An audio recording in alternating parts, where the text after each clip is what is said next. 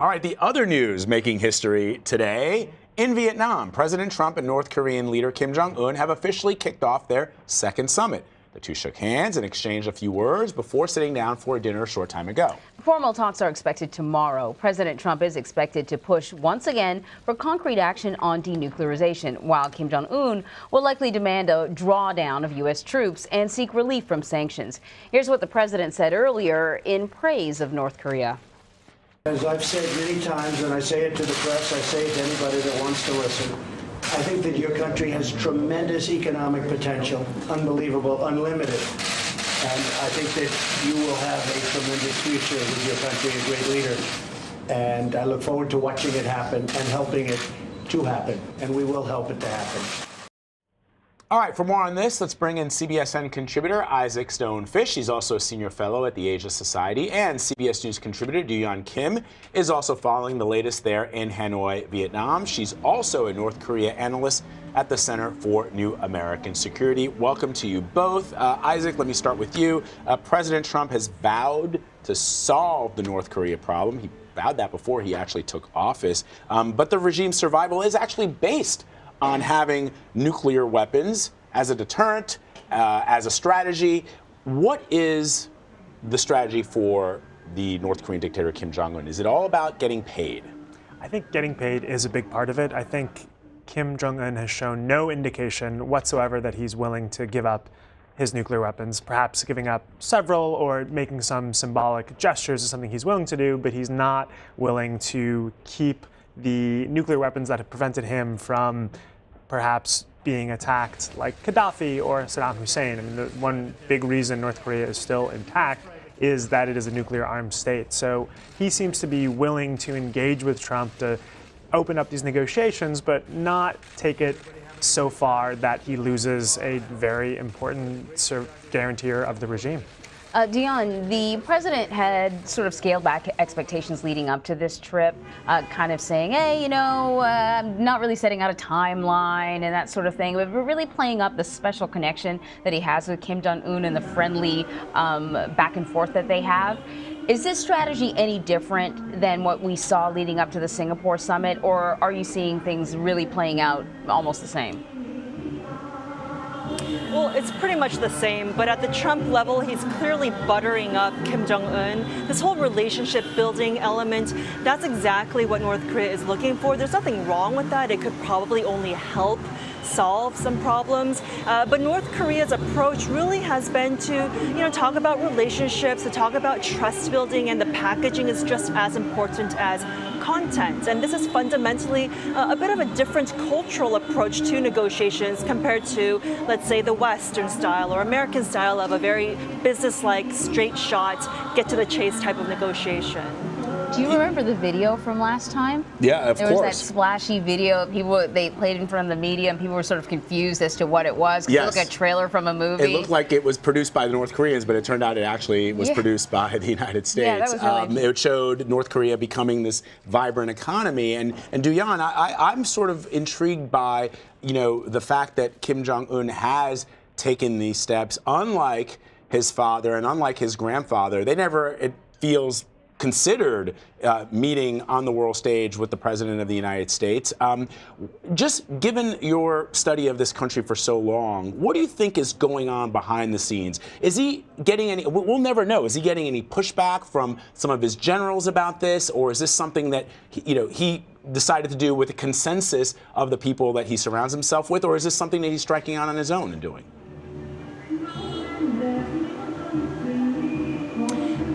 The regime, it's really a one-person rule regime. It's a dictatorship. So,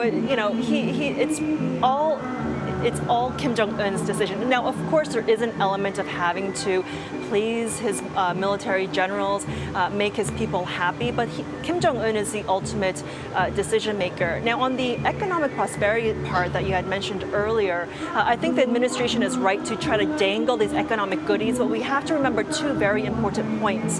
One is North Korea appears to want both economic development and keep its nuclear weapons. Plus, the regime is founded on a fundamental principle of self-reliance. So it's hard to imagine that Kim Jong Un would easily want to give up or easily want to say yes and pocket all the goodies that America is willing to offer.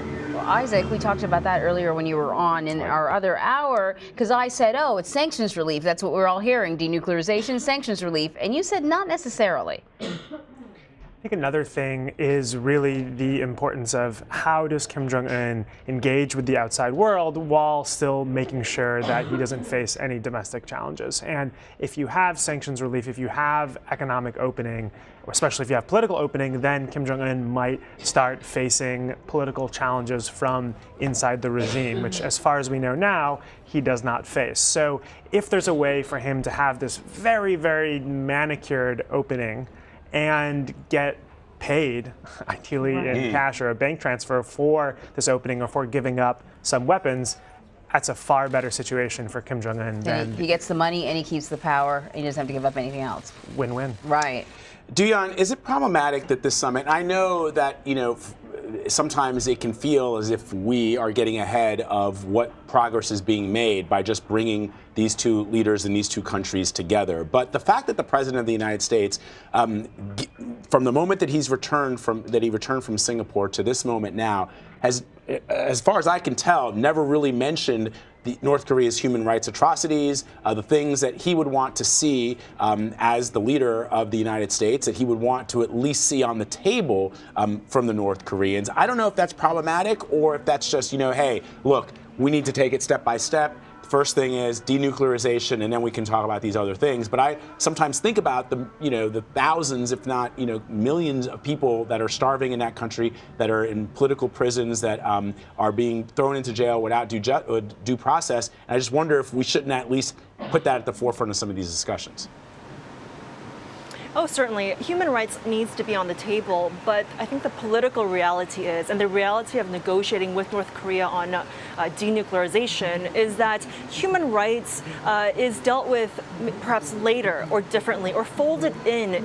We've seen in the past with the six-party talks during the Bush administration, human rights was not explicitly stated in any of the agreements that came out, but the aim for the administration was to fold it in and deal with it in the whole normalization of bilateral relations element. So there are ways to do this in a more, I guess, savvy way. But of course, you're absolutely right. They have to address it. And hopefully President Trump will address it in his private talks with North Korea. But really, the reality is it's hard to have human rights stated in any of these agreements coming out between the U.S. and North Korea. Isaac, when we spoke to Christina Ruffini, CBS News reporter, she said, they can't really hammer out any significant agreements that will change anything without taking into consideration the other countries in the region, right? So what does South Korea want? What does China want? What does Japan want? And is Russia a factor here too? I think what South Korea wants, at least what the South Korean president wants, is a continuation of what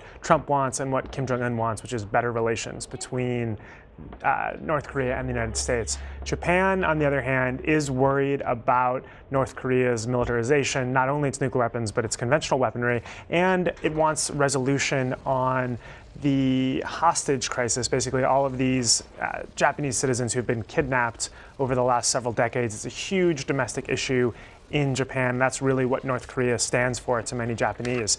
China wants, it seems, the U.S. to be bogged down in discussions, negotiations with North Korea and to ignore other regional issues. And Russia is a small player here and I think wants to insert itself. It wants to offer to North Korea an alternative to China and the U.S. and it wants to be a bit of a thorn in the United States' side.